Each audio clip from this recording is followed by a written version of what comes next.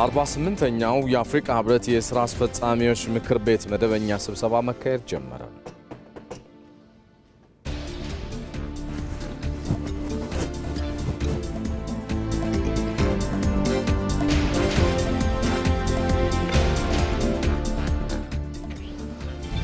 አዲስ አበባ 39ኛው የአፍሪካ ህብረት የመሪዎች ጉባኤን ለማስተናገድ ሁለንተናዊ ዝግጅቷን አጠናቅቃለች።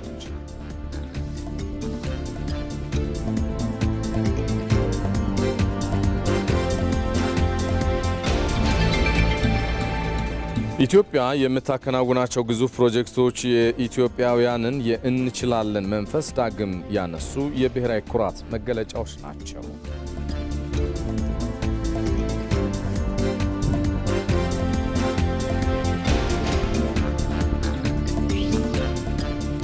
ሰለሞን ኃይለ ኢየሱስ ነኝ። የተወደዳችሁ አብራችሁን ዝለቁ።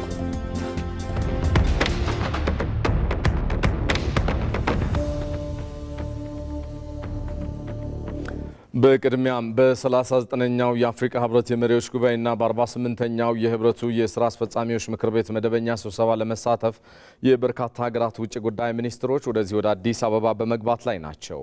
በዛሬው ዕለትም ቦሌ ዓለም አቀፍ አውሮፕላን ማረፊያ በመገኘት የክብር አቀባበል የተደረገላቸው ውጭ ጉዳይ ሚኒስትሮች የጋና የውጭ ጉዳይ ሚኒስትር ሳሙኤል ኢኳዶዞቶ አብላኳን፣ የስዋቲኒ የውጭ ጉዳይ ሚኒስትር ቦሪ ፎሪ፣ የሴኔጋል ውጭ ጉዳይ ሚኒስትር ቺኪ ናንጋንግ፣ የደቡብ ሱዳን የውጭ ጉዳይና ዓለም አቀፍ ትብብር ሚኒስትር አምባሳደር ሜንዴ ሰሚያ ኩምባ፣ የስዋቲኒ የውጭ ጉዳይና ዓለም አቀፍ ትብብር ሚኒስትር ፎሊል ዲላሚኒ ሻካንቱ፣ የቶጎ ውጭ ጉዳይ ሚኒስትር ፕሮፌሰር ሮበርት ዱሳ፣ የታንዛኒያ ውጭ ጉዳይና የምስራቅ አፍሪካ ትብብር ሚኒስትር አምባሳደር መሐመድ ታቢት ካምቦ፣ የላይቤሪያ ውጭ ጉዳይ ሚኒስትር ሳራ ቦይ ሶሎ ኒያንቲ፣ የዲሞክራቲክ ሪፐብሊክ ኮንጎ ምክትል ውጭ ጉዳይ ሚኒስትር ናይላ ኒኪዋቴፒ አዩጋንቶ እንግዶች ቦሌ ዓለም አቀፍ አውሮፕላን ማረፊያ ሲደርሱ የውጭ ጉዳይ ሚኒስትር ዴኤታው አምባሳደር ብርሃኑ ጸጋዬ አቀባበል አድርገውላቸዋል።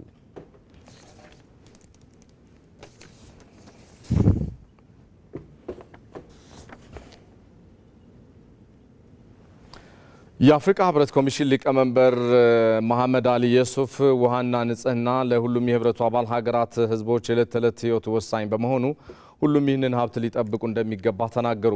48ኛው የአፍሪካ ህብረት ስራ አስፈጻሚ ምክር ቤት መደበኛ ስብሰባ መካሄድ ጀምሯል። በዚህ በአዲስ አበባ የውጭ ጉዳይ ሚኒስትሩ ዶክተር ጌዲዮን ጢሞቴዎስ 48ኛው የአፍሪካ ህብረት ስራ አስፈጻሚ ምክር ቤት መደበኛ ስብሰባ መክፈቻ ላይ ንግግር አድርገዋል። የአፍሪካ የጋራ ድምፅ ጠንካራ አህጉራዊ አመራር በመስጠት ሰላምን፣ ህገ መንግስታዊ ስርዓትንና ሉዓላዊነትን በመጠበቅ ለአፍሪካዊ ችግሮች አፍሪካዊ መፍትሄ የሚለውን መርህ ማስከበር ይገባል ብለዋል የፌዴሪ ውጭ ጉዳይ ሚኒስትር ዶክተር ጌዲዮን ጢሞቴዎስ።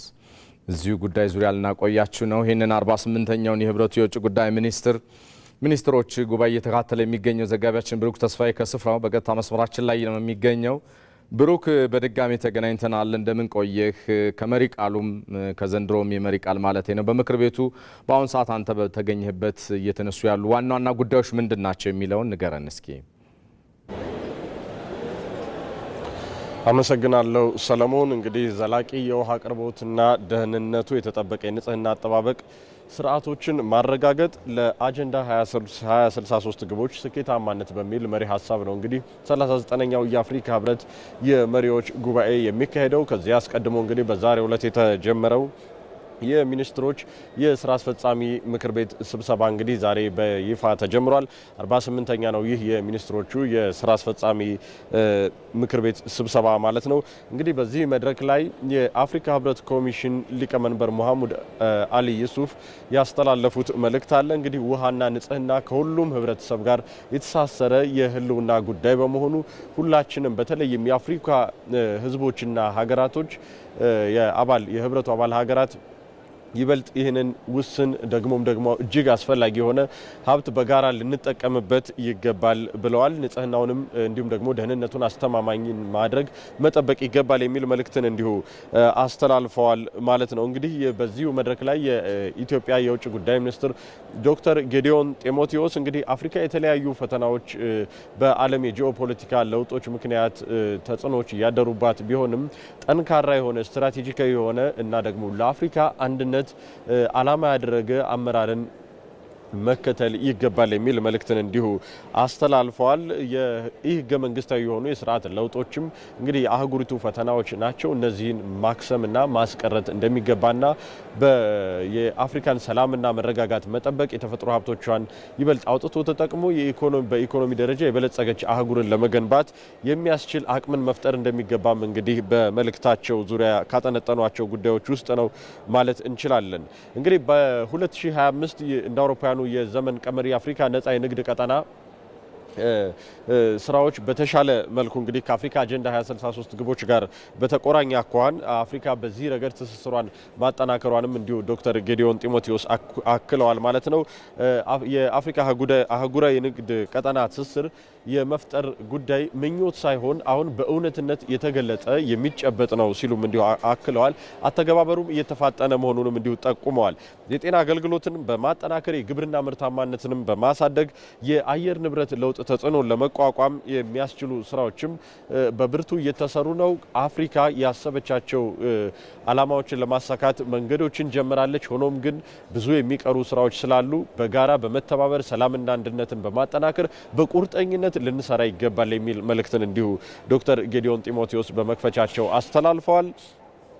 ኢትዮጵያም እንግዲህ የኮፕ 32ን ጉባኤ ለማዘጋጀት በመመረጧም እንዲሁ ለኢትዮጵያ በልዩነት ይህንን ጉዳይ እንደምትመለከተውና ለአፍሪካም ለአህጉሪቱ ማለት ነው ትልቅ አንድምታ ያለው መሆኑን ጭምር ሰጥተዋል። በአጽንኦት ይህንን ኢትዮጵያ በትኩረት እየሰራችበት መሆኑን ገልጸዋል። የአፍሪካ የኢኮኖሚ ኮሚሽን ዋና ጸሐፊ ክላቨር ጋቴቴም እንግዲህ የዘንድሮ የአፍሪካ ህብረት መሪ ሀሳብ ከውሃና ከንጽህና ጋር የተያያዘ ነው።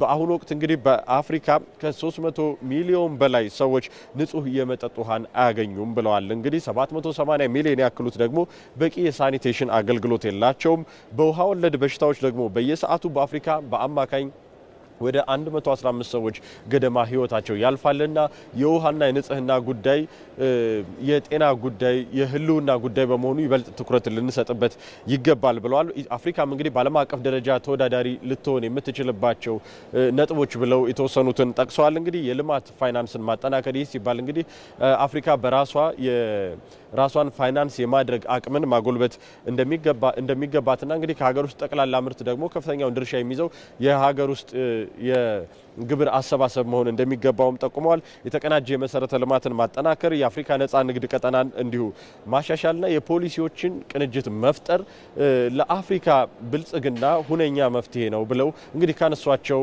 ዋና ዋና አንኳር ጉዳዮች ጥቂቶቹ ናቸው ማለት እችላለሁ። ባልደረባችን ብሩክ ተስፋዬ ከስፍራው መረጃዎችን ስላጋራህ እናመሰግናለን። ሰናይ ጊዜ ይሁንልህ።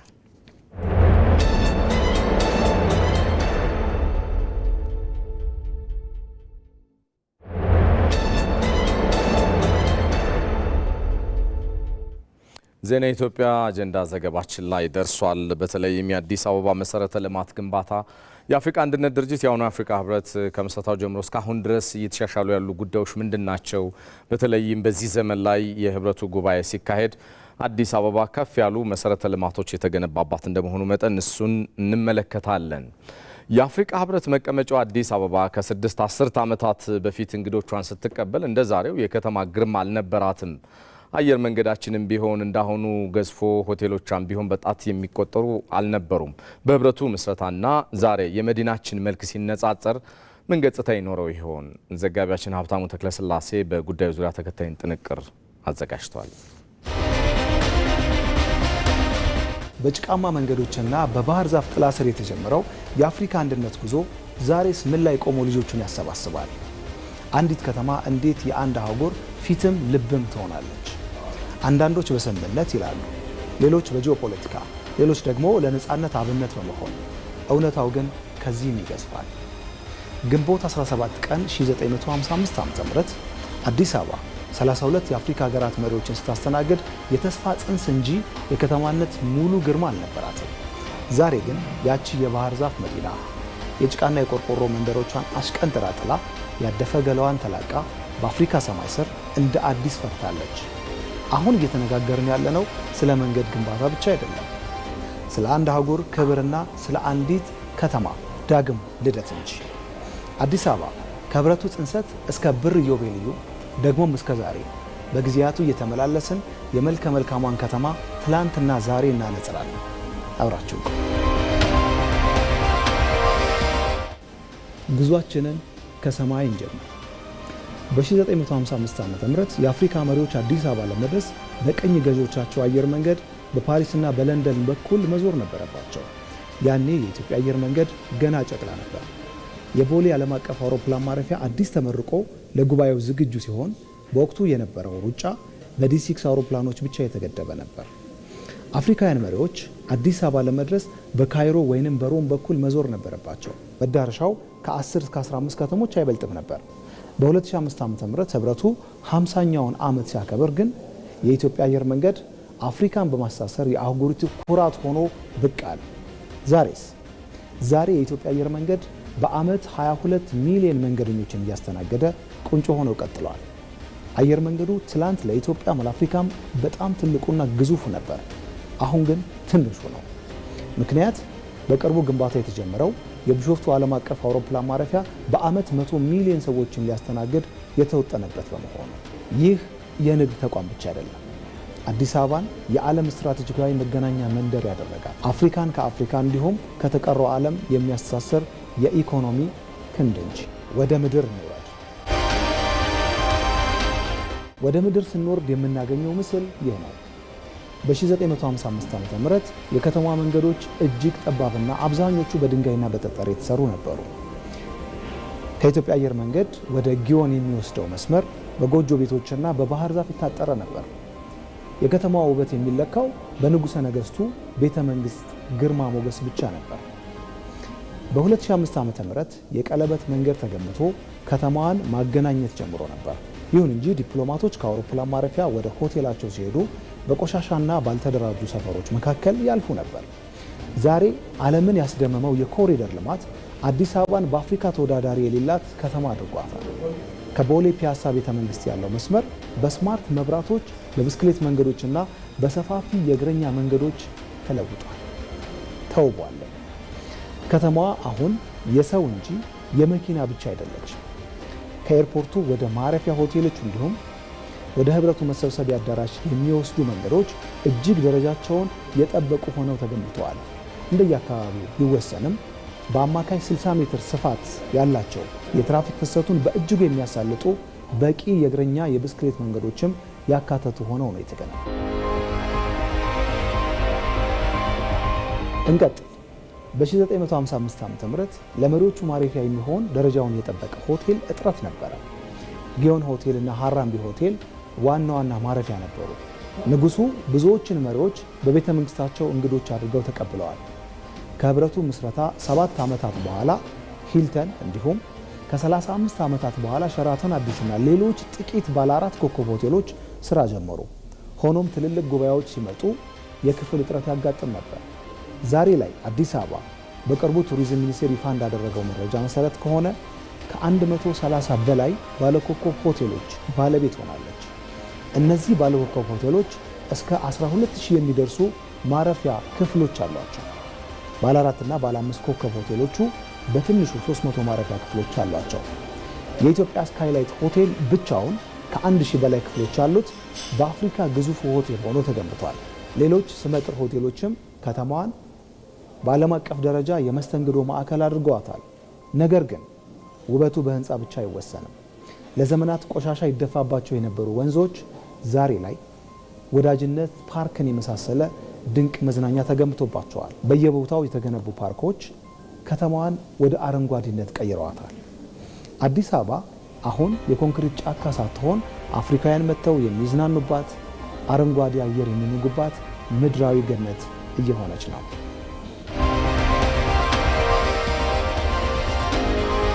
ሌላው ትልቁ ዕዳ ከህብረቱ ምስረታ ጀምሮ መሪዎቹ ወደ መዲናችን ሲተሙ አረንጓዴ ስፍራ መዝናኛ ቦታ ቢያጡ ኢትዮጵያን የነጻነት ተምሳሌት ያድርጓታልና ሰንደቃቸው ቀለሞቻችንን እንደያዘው ሁሉ አዲስ አበባ ለፓን አፍሪካኒዝም ተምሳሌት ለነጻነት ምልክት የሚሆን የሚታይ ሐውልት ወይንም ጽኑ አርማ አልነበራትም። ነጻነታችን የት ተወለደ ለሚለው ጥያቄ የሚታይ ሐውልት አልነበረም። በ2005 ዓ.ም በቻይና መንግስት ድጋፍ የተገነባው የህብረቱ ዋና መስሪያ ቤት መቆሙ ትልቁ ነገር ቢሆንም የራሳችንን ታሪክ የሚገልጽ ትልቅ ምልክት ግን አልነበረም።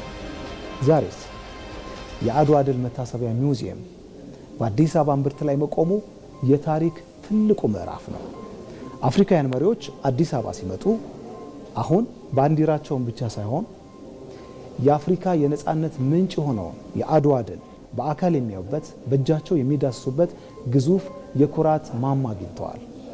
ዛሬ አንድ ጋናዊ ወይም ሴኔጋላዊ አዲስ አበባ ሲመጣ የነጻነቱ አሻራ እዚህ እንደነበረ በአይኑ ያያል፣ በልቡም ይኮራል። ይህ ሙዚየም አዲስ አበባን የአፍሪካውያን የነጻነት መንፈሳዊ መዲና ያደርጋታል። በአጠቃላይ አዲስ አበባ በ1955 ዓ.ም የተስፋ ጽንስ ነበረች።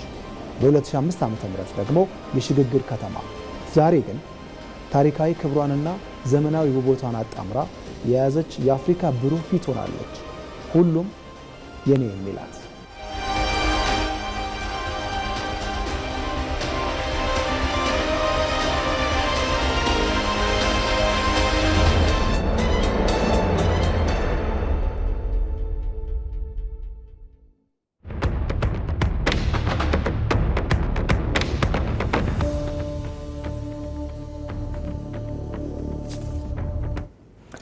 የተወደዳችሁ እዚህ ሸጎሌ አካባቢ ከሚገኘው ዋናው ስቱዲዮአችን በቀጥታ ስርጭት እየተላለፈላችሁ የሚገኘው ዜና ኢትዮጵያ እንደቀጠለ ነው። የያዝነው የካቲት ወር ለጥቁሮች መብትና ነጻነት መሰረት የጣለበት የአፍሪካውያን ወሳኝ የነጻነት ወር ስለመሆኑ ባለሙያዎች ይናገራሉ። ለዚህ የነጻነትና እኩልነት እውን መሆን ታዲያ የኢትዮጵያ አበርክቶ ጉልህ እንደነበርም ተጠቁሟል። በታሪክ ተስፋዬ ጫኔ በጉዳዩ ዙሪያ ተከታዩን ይዟል። የዓለማችን ሶስተኛዋ ግዙፍ የዲፕሎማሲ መዳረሻ የሆነችው መዲናችን አዲስ አበባ ከሰሞኑ 39ኛውን የመሪዎች ጉባኤ ለማስተናገድ ዝግጅቷን አጠናቃለች። ቀደም ሲል በነበረው የቅኝ ግዛት እሳቤና ከባድ የሞራል የአካልና የምጣኔ ሀብት ጉዳት ምክንያት ፓን አፍሪካኒዝም አህጉራዊ እሳቤ እንዲጠነሰስ ብለውም ኢትዮጵያውያን የነጭ የበላይነትና አጠቃላይ የጭቆና እሳቤውን ማክሸፍ እንደሚቻል በተግባር ያሳዩበት ይህ የካቲት ወር ደግሞ ዘርፈ ብዙ ትርጉም እንዳለው የባለሙያዎች እምነት ነው። የካቲት 12 1929ን ስናነሳ 30 ሺህ ህፃናት፣ አረጋውያን፣ ሴቶችን ያለየ ጭፍጨፋ ለ3 ቀን የቆየ ጭፍጨፋ ነበር አዲስ አበባ ላይ የተደረገው። ሆኖም ግን ኢትዮጵያ ይሄን ሁሉ በመወጣት ይሄን ሁሉ በማስወገድ የነጻነት የክብርና የጽናት ወር አድርገዋለች። ይሄን ወር እኒህ 3 መርሆች እኒህ 3 አሁን የጠቀስኳቸው ጉዳዮች ለኢትዮጵያ ብቻ ሳይሆኑ ለአፍሪካውያን በጀግንነት ብዕር የተጻፉ ታሪኮች ናቸው። ይህ ግዙፍ የሆነው የአፍሪካ አህጉር ከነበረው የተፈጥሮ ሀብትና የሰው ኃይል ብዛት በተቃራኒ በተደራጀ ዓለም አቀፍ ሴራ ምክንያት እንዲዳከምና እርዳታ ተጠባቂ ተደርጎ እንደነበር ምሁራን ይናገራሉ። ኢትዮጵያና የአፍሪካ አህጉር የማይነጣጠሉ የአንድ ሳንቲም ሁለት ገጽታዎች ናቸው የሚሉት ምሁራኑ የአፍሪካነት ድርጅትና የአሁኑ የአፍሪካ ህብረት እንዲመሰረቱም ከማድረጓ በተጨማሪ ኔልሰን ማንዴላን የመሳሰሉ የነጻነት ቀንዲሎች እንዲፈጠሩ የነበራት አበርክቶ ታሪክ በደማቁ ጽፎታል ሲሉ ባለሙያዎች ያስረዳሉ። እንግዲህ ያው የካቲት 12 የሆነውን እናውቃለን አይደል እንዴ? በርካታ ዜጎቻችን ናቸው እዚሁ አዲስ አበባ ላይ የተረሸኑት የተጨፈጨፉት። ያ በቀል የወለደው ነው። ስለዚህ ያንን መመለስ ያስፈልግ ነበር። የካራማራውም እንደዚሁ ነው። በነፃ ወንድማማቾች እንዲሁ አልተጣሉ። ያ የኒዮ ኮሎኒያሊዝምን አስተሳሰብ የቅኝ ግዛቱን አስተሳሰብ ተከትሎ የመጣ ነው እንጂ አብሮ የምንኖርበት ነገር ነው የተሰጠን። በርካታ ህዝብ ሼር እናደርጋለን፣ በርካታ ሪሶርስ ሼር እናደርጋለን። ከዚህ አንጻር እንደገና ይሄን ስለዚህ ኢትዮጵያ ለአፍሪካውያን በተለይም ማለት ነው በተለም እንደገና ለጥቁር ህዝቦች በሙሉ እኩልነትን ያሳየችበት በነጻነት መኖርን ያሳየችበት ትልቁን ስጦታ ውዱን ስጦታ ባለ ማለት ከነጻነት በላይ ምንም ስጦታ የለም። ኢትዮጵያ ተጨማሪ ብዙ ለአፍሪካውያን የዋለችው ውለታ አላት። አፍሪካን ስናነሳ ኢትዮጵያን ማንዘነጋው ለዚህ ነው። ምን አድርጋለች ያልከኝ እንደሆነ ኔልሰን ማንዴላ የአፍሪካ የነጻነት አይከን ናቸው አይደለ? እሳቸውን እኮ ያስታጠቀቻቸው ኢትዮጵያ ናት፣ ያሰለጠነቻቸው ኢትዮጵያ ናት። ማሰልጠን ብቻ አይደለም፣ ማስጠጋት ብቻ አይደለም። ለነጻነት ትግላቸው በዓለም ላይ እንቅስቃሴ ሲያደርጉ ስማቸውን ቀይራ ፓስፖርት በመስጠት ዓለም ላይ ዲፕሎማሲያዊ ሂደቶችን እንዳካሄዱ የራሷን ፓስፖርት እኮ ስማቸውን በመቀየር የሰጠቻቸው ኢትዮጵያዊት ናት። ኔልሰን ማንዴላ ብቻ አይደለም፣ ታዋቂው የዚምባብዌው መሪ ሮበርት ሙጋቤም እንደዚሁ ኢትዮጵያ ባለውለታቸው ናት። ያ ብቻ አይደለም፣ ጆሞ ኬንያታን ስናነሳ አፍሪካን አንዘነጋም። ለሳቸውም እኮ ኢትዮጵያ ትልቅ ውለታ ውላ ነበረ። እነዚህ ነገሮችን ስንመለከት ኢትዮጵያ የአፍሪካ የነጻነት ጮራ ናት ማለት እንችላለን። አፍሪካ እንደ አህጉር ያቀደችው የ2063 አጀንዳ የ50 ዓመታት እቅድውን እንዲሆንም ኢትዮጵያ የምስራቅ አፍሪካን በመሰረተ ልማት በማስተሳሰር ኃላፊነቷን እየተወጣች ስለመሆኑም በውይይቱ ላይ ተገልጿል። ኢትዮጵያ ለቀድሞው የአፍሪካ አንድነት ድርጅት ለአሁኑ የአፍሪካ ህብረት ምስረታ ያበረከተችው አስተዋጽኦ የላቀ ነው። የኢትዮጵያን መጠለያ የሆነችው ህብረቱ አንድ ጠንካራ አህጉር እንዲፈጠር እየሰራ ቢሆንም በርካታ ፈተናዎችንም እያስተናገደ ቀጥሏል። ዛሬም ድረስ በጉዳዩ ዙሪያ ሰለሞን አበጋዝ ተከታዩን አጠናቅሯል።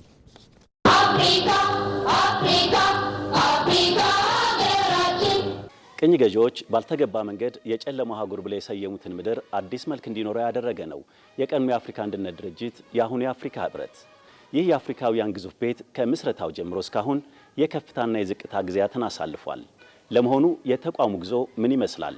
እንመልከተው። ጊዜው የአፍሪካ ሀገራት ከቅኝ ግዛት ቀንበር ሙሉ በሙሉ ያልተላቀቁበት ነበር።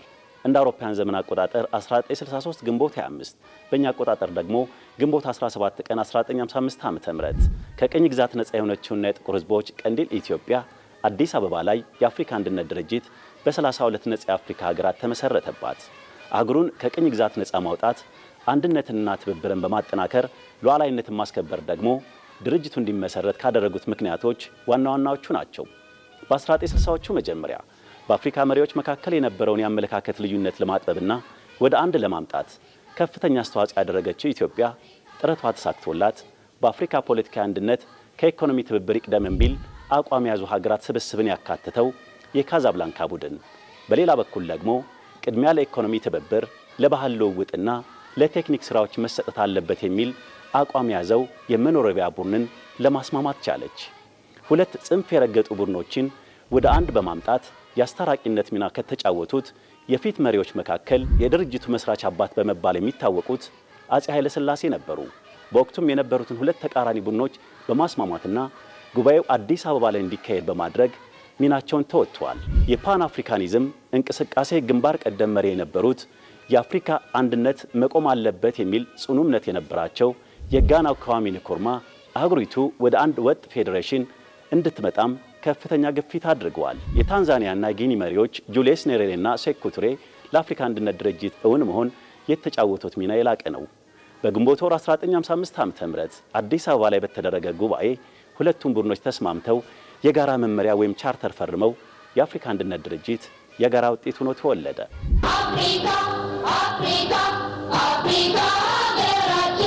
የአፍሪካ አንድነት ድርጅት ስያሜውን ወደ አፍሪካ ህብረት እስከቀየረበት 2002 ለ39 ዓመታት ያህል በሀገሪቱ ጉልህ አሻራ አሳርፏል።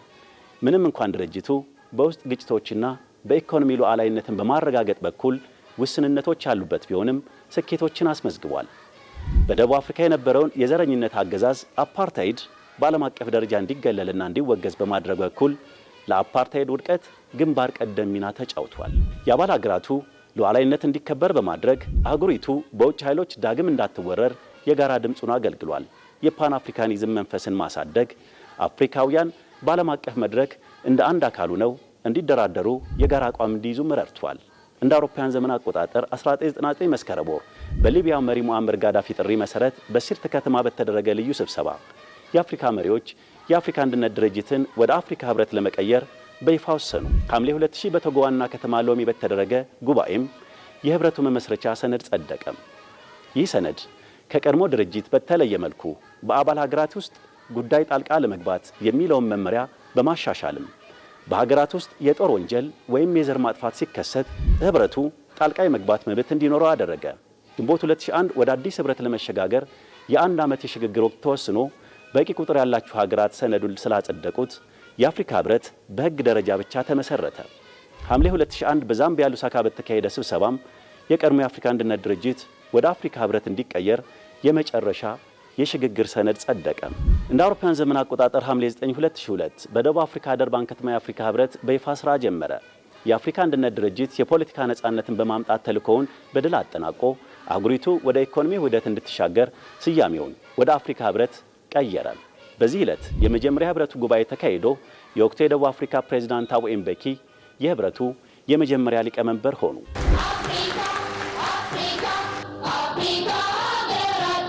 በ32 ሀገራት ተመስርቶ አሁን ላይ ሁሉንም የአፍሪካ ሀገራት ያቀፈው ህብረቱ ጠንካራ አንድ አፍሪካን ለመገንባት ውጥን ቢኖረውም በብዙ ፈተናዎች ውስጥ እያለፈ ነው። በአህጉሪቱ እየተበራከተ የመጣው መፈንቅለ መንግስት፣ የሽብር ጥቃቶችና የእርስ በርስ ግጭቶች ከህብረቱ ፈተናዎች ውስጥ ቀዳሚዎቹ ናቸው። የህብረቱ አባል ሀገራት ለመሰረቱት ቤታቸው ዓመታዊ የገንዘብ መዋጮ እንኳን የማያዋጡ መኖራቸው ህብረቱ ከ60 በመቶ በላይ ስራ ማስኬጃውን የሚያገኘው በእርዳታ እንዲሆን አድርጎታል።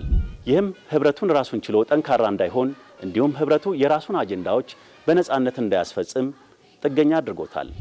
አሁን ላይ ታዲያ ህብረቱን ይበልጥ ውጤታማና ጠንካራ ለማድረግ መዋቅራዊና ፖለቲካዊ ለውጦች እየተደረጉ ነው። ህብረቱ በየዓመቱ በሚያደርጋቸው ስብሰባዎች ላይ ትኩረቱን በጥቂት ቁልፍ ጉዳዮች ላይ ብቻ እንዲያደርግ ያስቻለው የተቋማዊ ማሻሻያዎች ተደርገዋል። ህብረቱም ከለጋሾች ጥገኝነት ወጥቶ በራሱ አባላት እንዲደገፍ ግፊት እየተደረገበት ያለው የገንዘብ ነጻነት ወደ ኢኮኖሚ ውህደት ይወስዷል ተብሎ ይጠበቃል። የአፍሪካ ነጻ ንግድ ቀጠና መመስረቱ ህብረቱን ከፖለቲካ ተቋምነት ባለፈም ኢኮኖሚ ሀያልነት ለመቀየር ተስፋ የተጣለበት ነው። በሌላ በኩል ህብረቱ በዓለም አቀፍ መድረክ ያለው ውክልናና ተሰሚነት እንዲጨምር እየተከናወኑ ያሉ ስራዎችም አበረታች ናቸው።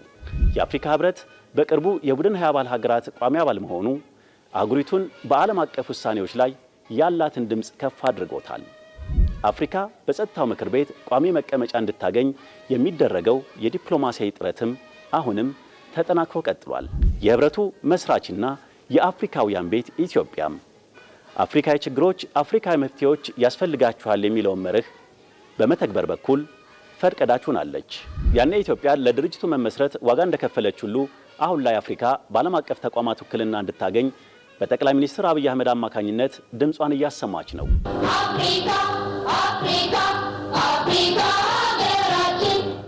ለአፍሪካውያን ድምፅ የሚሆናቸው አፍሪካዊ ሚዲያ እንዲኖርም ጠቅላይ ሚኒስትር አብይ አህመድ በተደጋጋሚ በህብረቱ ጉባኤዎች ላይ አንስተዋል። የህብረቱ መቀመጫ የሆነችው አዲስ አበባን ህብረቱን በሚመጥን መልኩ የልማት ተምሳሌት ሆናለች።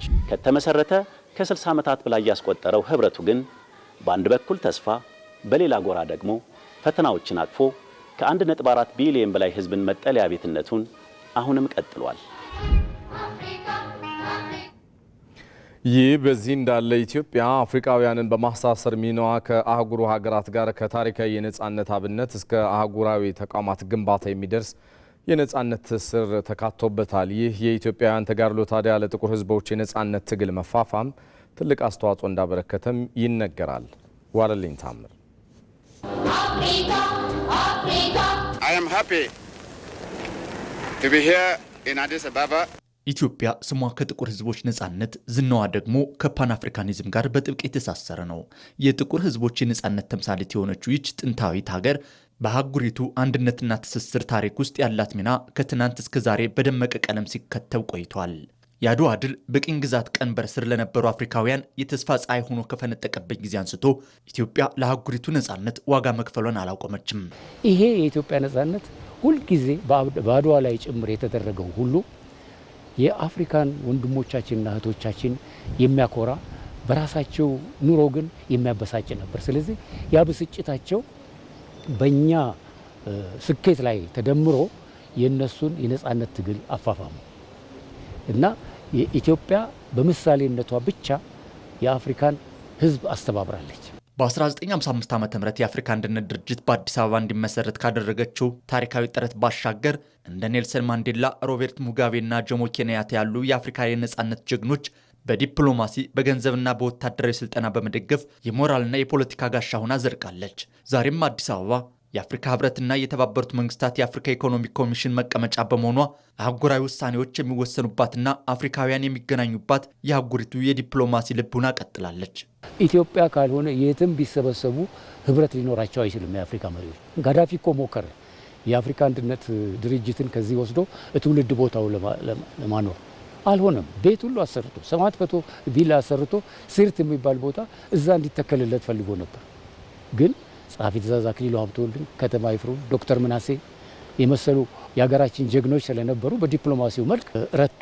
ከዛም አቶ መለስ ዜናዊ ማንዴላን ማን ያሰለጠነው? who trained Mandela? ዚምባብዌን ማን ነው ነፃ ያወጣው? እና ለናሚቢያ እስከ ዓለም ፍርድ ቤት ድረስ ማን የተከራከረው በሚል ስሜት ሌሎችን ሁሉ የሚያሳምን ክርክር በማቅረቡ ይኸው እንግዲህ እስካሁን ድረስ አለ። ከዚህም ባለፈ በኮንጎ፣ በሩዋንዳ፣ በቡሩንዲ፣ በሱዳንና በሶማሊያ ሰላም እንዲሰፍን ሰራዊቷን በመላክ አፍሪካውያን በሰላም እንዲተሳሰሩ የደም ዋጋ እየከፈለች ትገኛለች።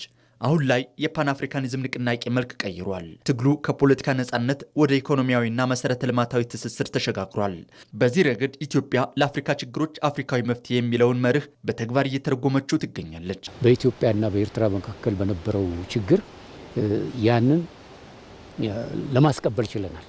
የተባበሩት መንግስታት ይግባ ሲባል የለም በአፍሪካ ህብረት በኩል መጀመሪያ ይፈተሽ እንላለን። የአፍሪካ ችግር በአፍሪካ መፍትሄ ማለት ነው። በትራንስፖርትና ኤነርጂ ረገድ በኢትዮጵያ አየር መንገድ አህጉሪቱን ከአየር ላይ በማገናኘት የኤሌክትሪክ ኃይል ለጎረቤቶቿ በመሸጥና በታላቁ የህዳሴ ግድብ አማካኝነት የጋራ ብልጽግናን እያረጋገጠች ነው። በአረንጓዴ ልማትም የአረንጓዴ አሻራ መርሃ ግብርና የስንዴ ምርት ልማት ለሌሎች አፍሪካውያን ታላቅ ተሞክሮ በመሆን ላይ ይገኛሉ። ኢትዮጵያ የአፍሪካ አህጉራዊ ነፃ የንግድ ቀጠና ስምምነትን ተግባራዊ በማድረግና የብሪክስ አባልነቷን በመጠቀም የአፍሪካ ድምፅ በዓለም አቀፍ መድረክ ጎልቶ እንዲሰማ ትጋቷን ቀጥላለች።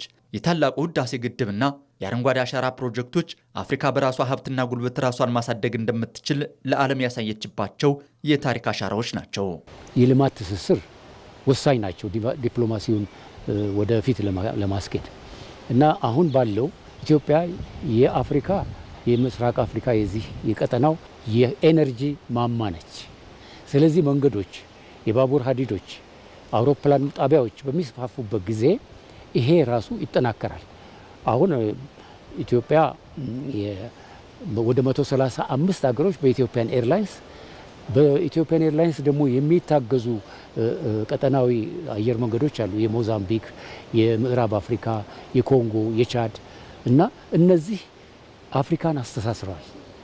ንግዱ በዛው መጠን መተላለፍ ይኖርበታል። በእርግጥም ኢትዮጵያ ትናንት የነጻነት ፋና ወጊ ነበረች። ዛሬ ደግሞ ለአፍሪካ የጋራ ብልጽግናና ትስስር የማገርነት ሚናዋን በላቀ ደረጃ እየተወጣች ትገኛለች። በሌላ ዜና ከአድዋ ድል ጀምሮ የጥቁር ሕዝቦች የስነ ልቦና ጥንካሬ ምንጭ የሆነችው ኢትዮጵያ ለአፍሪካውያን ነጻነት የከፈለችው መስዋዕትነት ከስሜት የዘለለና በተግባር የተገለጠም ጭምር ነው። በርካታ የአፍሪካ ሀገራት የኢትዮጵያን ሰንደቅ ዓላማ ቀለማት ለነጻነታቸው መለያ ማድረጋቸውና የነጻነት ትግላቸውንም ቢሆን ከታሪኳ ጋር ማቆራኘታቸው ኢትዮጵያ ዛሬም ድረስ በአህጉሪቱ የላቀ የሞራል የበላይነትና ተሰሚነት እንዲኖራት እንዳስቻላትም ይገለጣል። ዘጋቢያችን ዮሐንስ ፈንታሁን ተከታዩን ጥንቅር አዘጋጅቷል። ኢትዮጵያ ተያዘች ማለት መላው አፍሪካ ተያዘ ማለት አስተሳሰቡ ራሱ የነጻነት አስተሳሰብ ተያዘ ማለት ነው። ኢትዮጵያ ለአፍሪካውያን ነጻነት ያበረከተችው አስተዋጽኦ በታሪክ ማህደር ውስጥ በደማቅ ቀለም የተጻፈ ነው። ከአድዋ ድል መንፈስ ጀምሮ እስከ ዘመናዊው የአፓርታይድ ትግል ድረስ አዲስ አበባ የነጻነትና የአንድነት መዲና ሆና ቆይታለች። ኢትዮጵያ ለአፍሪካ አህጉር ነጻነትና ክብር ያበረከተችው አስተዋጽኦ በስሜት የሚገለጽ ብቻ ሳይሆን ተጨባጭ መስዋዕትነት የተከፈለበት ስልታዊና ዘርፈ ብዙ ተግባር ነው። ኢትዮጵያ ከቅኝ ግዛት ቀንበር ለመውጣት ለሚታገሉ ወንድሞቿ መጠጊያ፣ ትጥቅና የሞራል ስንቅ በመሆን የአፍሪካ ነጻነት መሰረት ሆና አገልግላለች። የቅኝ አገዛዝ በመሰረቱ የተሳሳተ ሀሳብ ስለሆነ ከዓለም ላይ እንዲወገድ አጥብቀን እናስባለን። ኢትዮጵያ በ1988 ዓ.ም አውሮፓዊውን ወራሪ ጣሊያንን ማሸነፏ ለጥቁር ሕዝቦች የስነ ልቦና ነጻነት ሰጥቷል። ይህም የፓን አፍሪካዊነት መነሻ ሆኗል። የአድዋ ድል አፍሪካውያን ነጭ የማይበገር አይደለም የሚል እምነት እንዲያሳድሩ አድርጓል። የአፍሪካ አገራት የአፍሪካ ወንድሞቻችን እህቶቻችን ከቅኝ ገዢዎቻቸው ከፖርቹጋል፣ ከእንግሊዝ፣ ከፈረንሳይ ኢቭን ጀርመኖችም ስለነበሩ ከነዚህ ከስፔኖች የተላቀቁበት መንፈስ አንዱ ኢትዮጵያኒዝም ኢትዮጵያዊነት የሚለው ነው። ይህም እንደ ማርከስ ጋርቬ እና WEB ዱ ቦይስ ያሉ ታላላቅ የጥቁር መሪዎች ትግላቸውን ከኢትዮጵያ ሰንደቅ ዓላማና ታሪክ ጋር እንዲያቆራኙ አድርጓል። እነ ጆሞ ኬንያታ የጻፏቸው የህይወት ታሪኮች የኬንያው የመጀመሪያው ነፃ አውጪ ኢቭን የቅርቡ ኔልሰን ማንዴላ ነፍሳቸውን ይማረውና እሳቸውም የሎንግ ዋክ ቱ ፍሪደም ብለው ባሳተሙት መጽሐፋቸው ብዙዎቹ እነ ኬነት ካውንዳ እነ ጁሊየስ ኔሬሬን ብታያቸው እነ አክዊዚ የናይጄሪያው ብታያቸው እነ ሴዳር ሴንጎር በልዩ ልዩ ግጥሞቻቸው የጻፏቸው ይሄ ኢትዮጵያዊነት ኢትዮጵያኒዝም የሚለው ፍልስፍና አታጋይ ሆኖ አገራቸውን ከቅኝ ገዢዎች ነፃ ለማውጣት በጣም አገልግሏቸዋል። በደርዘን የሚቆጠሩ የአፍሪካ ሀገራት ነፃነታቸውን ሲያገኙ የኢትዮጵያን አረንጓዴ፣ ቢጫ፣ ቀይ ቀለማት ሰንደቅ ዓላማቸው ላይ መጠቀማቸው ምስራቅ አፍሪካዊቷ ኮከብ ለነፃነታቸው የነበራት ፋና ወጊነት ሚናን ያሳያል። ኢትዮጵያ ለደቡብ አፍሪካው ነፃነት ታጋይ ኔልሰን ማንዴላ ያደረገችው ድጋፍ የአህጉሪቱ ታሪክ ትልቅ ምዕራፍ ነው። ማንዴላ በ1962 እንደ አውሮፓውያን አቆጣጠር ወደ ኢትዮጵያ በመምጣት በኮልፌ ፖሊስ ማሰልጠኛ የወታደራዊ ስልጠና ወስደዋል። ወደ ተለያዩ ሀገራት በመሄድ የትግል ድጋፍ እንዲያሰባስቡ የኢትዮጵያ መንግስት የኢትዮጵያን ፓስፖርት ሰጥቷቸው ነበር። ይህም በአፓርታይድ መንግስት እንዳይያዙ ትልቅ ከለላ ሆኖላቸዋል። ማንዴላ በወቅቱ ከኢትዮጵያ መንግስት 2000 የእንግሊዝ ፓውንድ ለትግሉ ድጋፍ ተሰጥቷቸው እንደነበር በግል ማስታወሻቸው ሎንግ ዋክ ቱ ፍሪደም ላይ አስፍረውታል። በ1960ዎቹ መጀመሪያ አፍሪካውያን መሪዎች በሁለት ተከፍለው የካዛብላንካና የሞኖሮቪያ ቡድኖች ተብለው በነበሩበት ወቅት ንጉሠ ነገሥት አጼ ኃይለ ሥላሴ ሁለቱንም በማስታረቅ የአፍሪካ አንድነት ድርጅት በአዲስ አበባ እንዲመሰረት አድርገዋል። ኢትዮጵያ በመንግስታቱ ድርጅት ውስጥም ቢሆን ብቸኛዋ ጥቁር አገር በነበረችበት ወቅት የሌሎች አፍሪካውያንን ድምፅ በማስተጋባትና ስለ ደቡብ አፍሪካ አፓርታይድ በዓለም አቀፍ ፍርድ ቤት ጭምር እንደተሟገተች ታሪክ ያስረዳል። ኢትዮጵያ ለአፍሪካ ያደረገችው ድጋፍ የወንድማማችነት ግዴታ ተደርጎ የሚወሰድ ነበር። ራሷ በኢኮኖሚና በፖለቲካዊ ጫና ውስጥ በነበረችበት ወቅት እንኳን ለአፍሪካውያን ነፃነት የሰጠችው ቅድሚያ ዛሬ ለምትገኘው አፍሪካ መሰረት ሆኗል። ይህ ታሪክ ዛሬም ድረስ ኢትዮጵያ በአህጉሪቱ ያላትን ተሰሚነትና የሞራል የበላይነት የሚያስረዳ ነው። አፍሪካ አፍሪካ አፍሪካ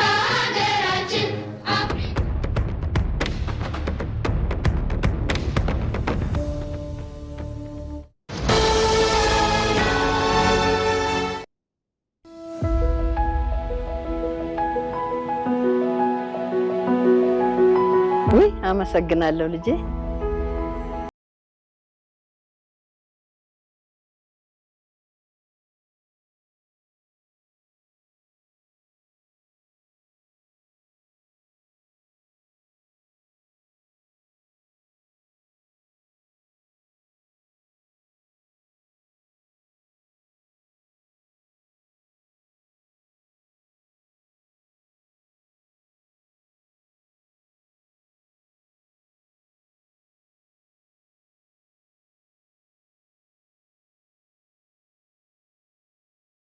ንግድ ባንክ ስለመረጡ እናመሰግናለን።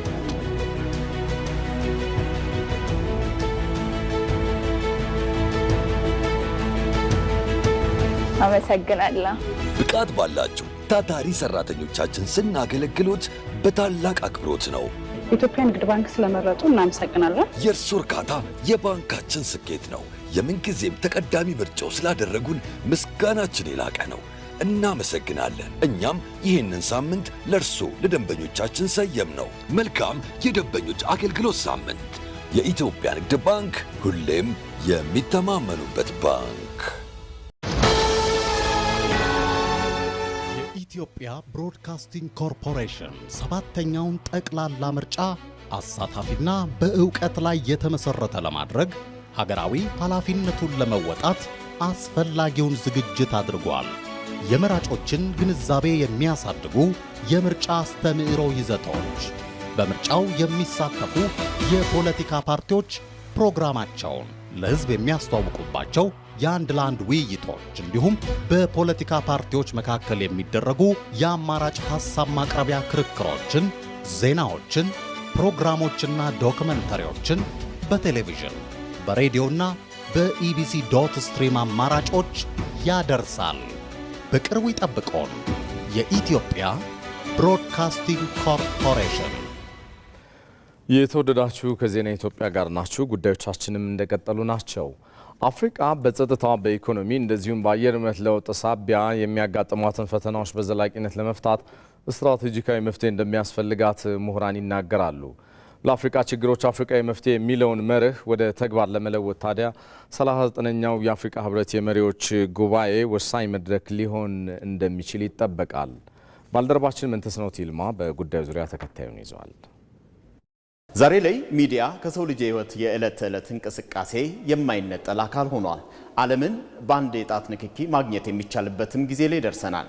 አሁን ላይ ሚዲያ ዜና ብቻ የሚሰማበት ሳይሆን የህዝብ አስተያየት የሚቀረጽበት፣ ፖለቲካዊና ኢኮኖሚያዊ ውሳኔዎች የሚወሰኑበት ትልቅ አደባባይ ነው። ሚዲያ እንደ እሳት ነው። በአግባቡ ከተጠቀምንበት የዕለት ጉርስ፣ ቸል ካልነው ደግሞ የሚያቃጥል። እዚህ የደረሰውን ቴክኖሎጂ ለእድገታችንና ለሀገር ግንባታ ሚዛናዊ በሆነ መንገድ መጠቀም ብቸኛው አዋጭ መንገድ ነው። በተለይ በምርጫ ወቅት ሚዲያ መረጃን በፍጥነት ለማድረስና ዜጎች በፖለቲካዊ ጉዳዮች ላይ እንዲሳተፉ ለማድረግ ትልቅ እድል ቢፈጥርም ለዲሞክራሲያዊ ሂደት ፈታኝ የሆኑ ጉዳዮችንም ይዞ ብቅ ብሏል። ዋና ዋና የሚዲያ ተጽዕኖዎችን እስኪ እንመልከት።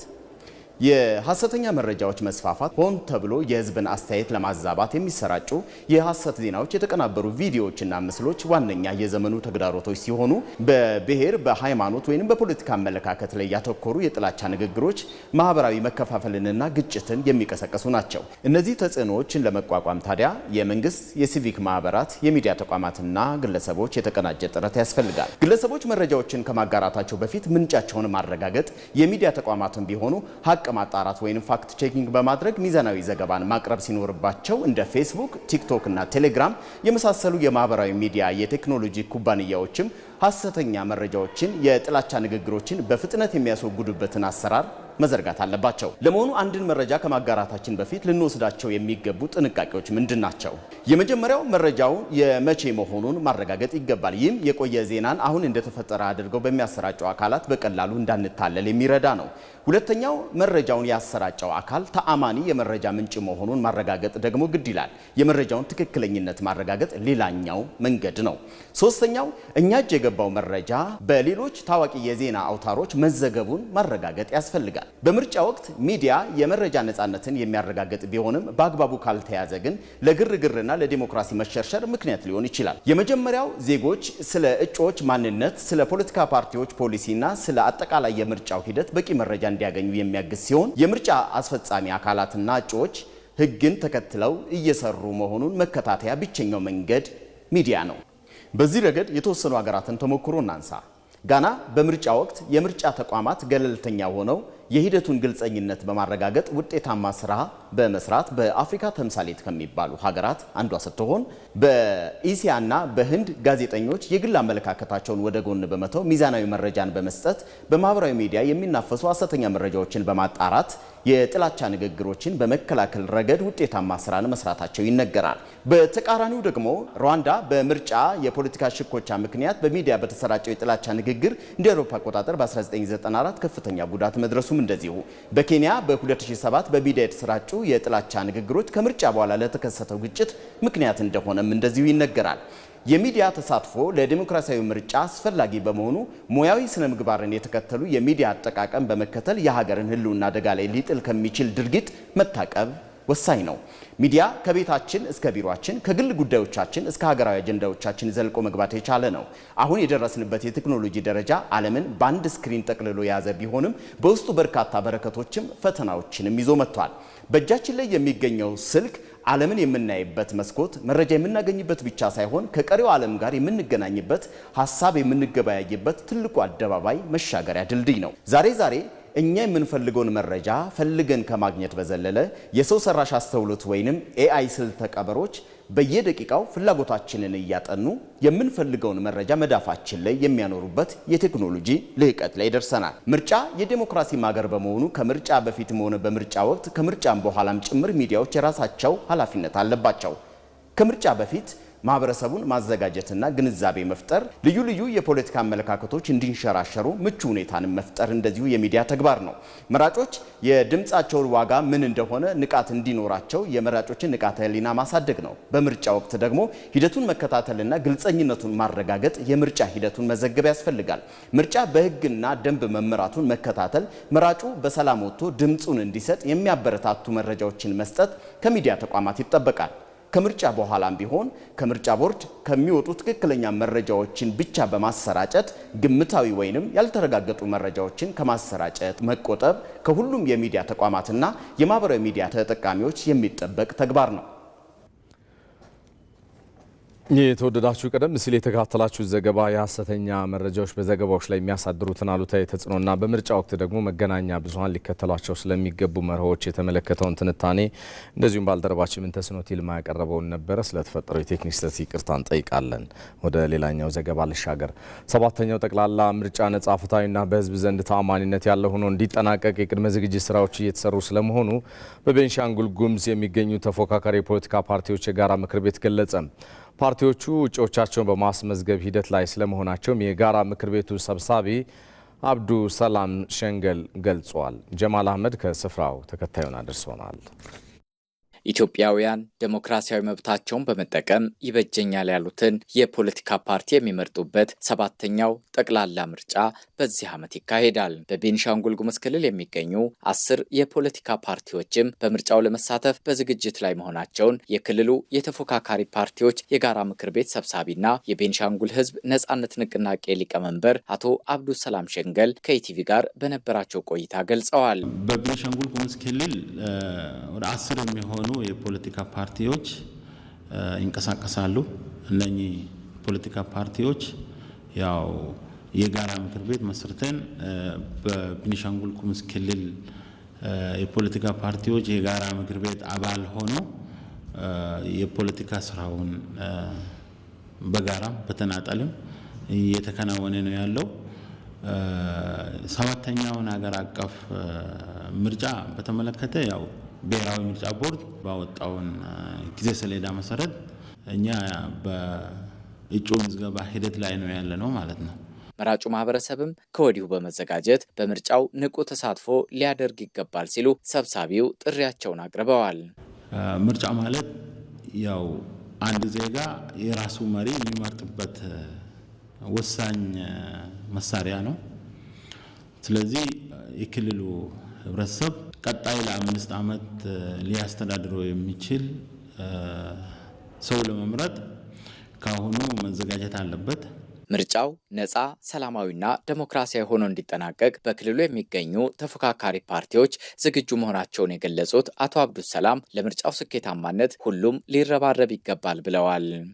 ይሄ ምርጫ ነጻ፣ ፍትሃዊ ምርጫ ሆኖ እንዲፈጸም እኛም ጥረት ያደረግን ነው ያለነው። የሚመለከታቸው የፖለቲካ ፓርቲዎች፣ የሲቪክ ማህበራት፣ የህብረተሰብ ክፍሎች፣ የሀገር ሽማግሌዎች እና የተለያዩ አደረጃጀቶችም ምርጫው ነጻና ፍትሃዊ እንደውም ሰላማዊ ሆኖ እንዲጠናቀቅ የራሳቸው ድርሻ እንዲወጡ የሚል መልእክት ነው ለማስተላለፍ እንፈልገው። ኢትዮጵያ ብዝሃነትን የተላበሰና አካታች ዴሞክራሲያዊ ስርዓት ለመገንባት እያደረገችው ያለው ጥረት የሚደነቅ ነው ያሉት ሰብሳቢው ይህም ተጠናክሮ ሊቀጥል ይገባል ሲሉ አስተያየታቸውን ሰጥተዋል። ለኢቲቪ ጀማል አህመድ ነኝ ከአሶሳ። ስድስተኛው ሀገር አቀፍ የሰላም ጉባኤ በሆሳና ከተማ እየተካሄደ ነው። የኢትዮጵያ ሃይማኖት ተቋማት ጉባኤ ከማዕከላዊ የኢትዮጵያ ክልል ጋር በጋራ በመተባበርም የተዘጋጀ ነው። ሀገር አቀፉ የሰላም ጉባኤ በርካታ ባለድርሻ አካላት እየተሳተፉበትም ይገኛል። በመድረኩ ላይ የተገኙት የክልሉ ርዕሰ መስተዳድር ዶክተር እንደሻው ጣሰው በኢትዮጵያ ባለፉት የለውጥ ዓመታት በፖለቲካ በማህበራዊና በኢኮኖሚ ጉዳዮች ለውጥ ማምጣት የተቻለበት ጊዜ ስለመሆኑ አንስተዋል።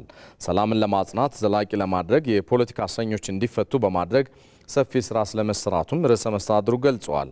ሁሉም በሀገራዊ ጉዳይ በእኩልነት ተሳትፎ እንዲኖረውም የተሰራበት አግባብ እንዳለም አመላክተዋል። ርዕሰ መስተዳድሩ አሁንም ያሉ ችግሮችን ለመፍታት ሀገራዊ የምክክር ኮሚሽን ተቋቁሞ ተጨባጭ ስራ እየተሰራበት እንደሚገኝም አክለዋል። በሰላም ጉባኤው ላይ ሰነድ ቀርቦ ውይይት እየተደረገበት ይገኛል።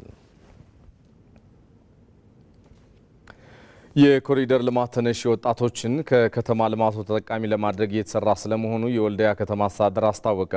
በወልዲያ ከተማ በመገባደድ ላይ የሚገኘው የ2.5 ኪሎ ሜትር የኮሪደር ልማትን ጨምሮ የአስፋልትና አገናኝ መንገዶች ስራ እየተከናወነ እንደሚገኝ የከተማዋ ተቀዳሚ ከንቲባ ዱባል አብራሬ ለኢትዮጵያ ቴሌቪዥን ገልጸዋል። በኮሪደር አኳያ የሰራኑ መሰረተ ልማቶችን ከመብራትም ሁሉን ነገር ያሟላ ስታንዳርዱን የጠበቀ ከ2.5 ኪሎ ሜትር በላይ የተሰራበት ሁኔታ አለ። በተመሳሳይ በአንድ በኩል ደግሞ ተሰርቶ ላይኛው የቀረበት ሁኔታ ስላለ እሱ ተጠናክሮ የሚቀጥልበት ሁኔታ አለ። ዋናው አስፋልትም ኦልሞስት 2 ድልድዮች ካልሆኑ በስተቀር እያለቁ ያለበት ሁኔታ ስላለ እነዚህን ጨማምረን ተራሮችና ወንዞችን እያለማን መሰረተ ልማታችን ጋር አስተሳስረን ለኑሮ የተመቸች ከተማ እንፈጥራለን ብለን አስበን እየሰራ የወልዲያ ከተማ ታሪኳን የሚመጥን ገጽታ በመፍጠር ረገድ ለነዋሪዎቿ ምቹ የቱሪዝምና ኢንቨስትመንት ቀጠና ለማድረግም የተጀመሩ ስራዎች እውን እንዲሆኑ ማህበረሰቡ ጉልህ ድርሻ ስለመወጣቱ ኃላፊው አክለው ገልጸዋል። ኮንቴነር ሲጠቀም የነበረ በተለያየ ስራ መስክ ሲጠቀም የነበረ ግራና ቀኝ ያለ ህብረተሰብ ክፍል ለዚህ ልማት ያለምንም ካሳ ራሱን አሳልፎ ሰጥቶ ለልማቱ አጋር የሆነበት ሁኔታ ነው ያለ። ከፍተኛ ትብብር ነበር ከወጣቶች ጀምሮ በጣም በርካታ የህብረተሰብ ክፍል የኔ ቤተሰቦችም ጭምር ማለት ሁሉም እዚህ አካባቢ አብዛኛውን ያፈራረሰበት ሁኔታ ነው ያለው። አሁን ይሄ ግን በመፍረሱ ተጠቃሚነታቸው ከነበረበት የተሻለ ተጠቃሚ እንዲሆኑ ደግሞ አቅደን እየሰራን ያለንበት ሁኔታ ነው ያለው። ወደ ታች ስትሄዱ ታያቸዋላችሁ። እዚህ አካባቢም አለ ለወጣቶች ስራ ዕድል መፍጠሪያ ሼዶች እና የመሸጫ ቦታዎች አዘጋጅተናል። ኢትዮጵያ የምትገነባቸው ግዙፍ ፕሮጀክቶች ህዝባዊ አንድነትን ለማጠናከር ጉልህ ሚና እየተጫወቱ ነው። ፕሮጀክቶቹ ታዲያ ቀጠናዊና አህጉራዊ አንድነትን ከማጠናከር ባሻገር ዓለም አቀፋዊ የሀገሪቱን ተሰሚነትም ያጎሉም ናቸው። ሳራ ሳለስላሴ ዝርዝር አላት። ኢትዮጵያ ፈጣን የህዝብ ቁጥር እድገቷን የሚመጥን ዘላቂ ልማትና ጠንካራ ተቋማትን የመገንባት ስራን በልዩ ትኩረት እያከናወነች ትገኛለች። ዜጎችን ከድህነትና ከኋላ ቀርነት አውጥቶ ጠንካራ ሀገርን ለመገንባት የሚከናወኑ ግዙፍ ፕሮጀክቶች ለሀገራዊ አንድነትና ለቀጠናዊ ትስስር አዲስ ተስፋን ፈንጥቀዋል። ኢትዮጵያ የህዝቧን የኑሮ ደረጃ ለማሻሻል የምታከናውናቸው ሰፊ መሰረት ያላቸው የመሰረተ ልማት ግንባታዎች የኢኮኖሚ ፋይዳቸው ብቻ ሳይሆን የዜጎችን የሀገር ፍቅር ስሜት በማነቃቃት ረገድም ከፍተኛ ሚና እየተጫወቱ ይገኛሉ። ጎርጎራ ላይ ጎንደር አለ፣ ዋቢ ሸበሌ ላይ ሶማሌ አለ፣ ጨበራ ጭርጭር አለ። እነዚህ የክልሉን እሴት ሆነው እንደገና የሀገራዊም እሴት ሆነው ነገር ግን ወደፊት አንድነትን ለማምጣት የኔ ነው የሚል ለጋራ ሀብት መጠቀሚያ የሆኑ ልማቶች ናቸው። ኢቭን የወል ትርክት ለመፍጠር ከፍተኛ አስተዋጽኦ ያላቸው ናቸው። ኢትዮጵያ ውስጥ የተለያዩ ችግሮች ሲፈጠሩ ታያለች። ከሰላምና ደህንነት አንጻር፣ ከቁጥጥር አንጻር እነዚህን ችግሮች ማሸነፊያ መንገድ አድርጎ መንግስት የወሰደው እነዚህን ፕሮጀክቶች ናቸው። በየአቅጣጫው የሚገነቡት የገበታ ለሀገር ፕሮጀክቶች የተፈጥሮ ጸጋን ወደ ኢኮኖሚ ከመቀየር ባለፈ በህዝቦች መካከል የነበሩ የታሪክ ቁርሾችን በማድረቅ ማህበራዊ ትስስርን ለማጠናከር እንደ ድልድይ እያገለገሉ ይገኛሉ። ኢትዮጵያ የመፈጸም አቅሟ በደንብ የሚንጸባረቀው በዚህ በኩል አሉ ኃይሎች ልማትን የሚያደናቅፉ፣ በዚህ በኩል ደግሞ ልማት አለ። በግራ እጅ ተው የተባለ በቀኝ እጅ ደግሞ ልማት የሚሰራበት ሀገር ነው ያለው። ሌሎች የአፍሪካ ሀገራት ከ114 ሀገራት በላይ በግጭት ውስጥ አሉ። ከነዛ ውስጥ ቀጥታ አይ ሰላሙን ብቻ እንሂድ ልማቱ ይቀራል ይቅር ቀስ ብለን እንጨርሰዋለን ብለው የሄዱ ሀገራት ነው። ይሄን ግን ሁለቱን በማስማማት ነው ያለው። ነገር ግን ይሄ ልማት ደግሞ ምን አመጣ? የማሳመን ህዝቦችን የማሳመን ተቃዋሚ አስተሳሰብ ያላቸውን ሰዎች እንዲያምኑ የማድረግ ከፍተኛ አስተዋጽኦ አለው። ኢትዮጵያ የምትገነባቸው ግዙፍ የልማት ፕሮጀክቶች ከራሷ አልፈው ቀጠናዊ ትስስርና ብልጽግናን ታሳቢ ያደረጉ ናቸው። የአባይ ግድብ የሚመነጨው ኤሌክትሪክ ለሁሉም የምስራቅ አፍሪካ አገሮች ጠቀሜታ ነው። ሶማሌ ላይ የተደረገው እንቅስቃሴ እኮ አንድነት ማምጫ ነው። ስለዚህ የምስራቅ አፍሪካን ቀጠናም ሆነ የአፍሪካን ቀጠና ወደ አንድነት ልትመልሹ የምትችው ኢትዮጵያ አሁን የያዘችውን ልማት አስፍታና አጉልታ የመፈጸም አቅሟን ጨምራ መንገዷን አስተካክላ ስትሄድ ነው። የብዙዎችን ቀልብ የሳበና የኢትዮጵያውያን የአንድነት አርማ የሆነው የአባይ ግድብም ኢትዮጵያውያን በከፍተኛ ዓለም አቀፍ ጫና ውስጥ ሆነው በራሳቸው አቅም የገነቡት ነው። ፕሮጀክቱ ኢትዮጵያውያን በማንነታቸው የሚኮሩ ህዝቦች መሆናቸውን ለዓለም ያስመሰከሩበት የታሪክ ምዕራፍም ነው። The Grand Ethiopian Renaissance Dam is not merely a national project. ታላቁ የኢትዮጵያ ህዳሴ ግድብ ሀገራዊ ፕሮጀክት ብቻ አይደለም፣ የፓን አፍሪካኒዝም መገለጫም ነው። የአፍሪካ ህብረትን አፍሪካን በኤሌክትሪክ የማስተሳሰር ህልምን እውን የሚያደርግ ነው። The people stood tall. የኢትዮጵያ ህዝቦች በኩራት አንድ ላይ ቆመው እጣ ፈንታቸውን ወስነዋል።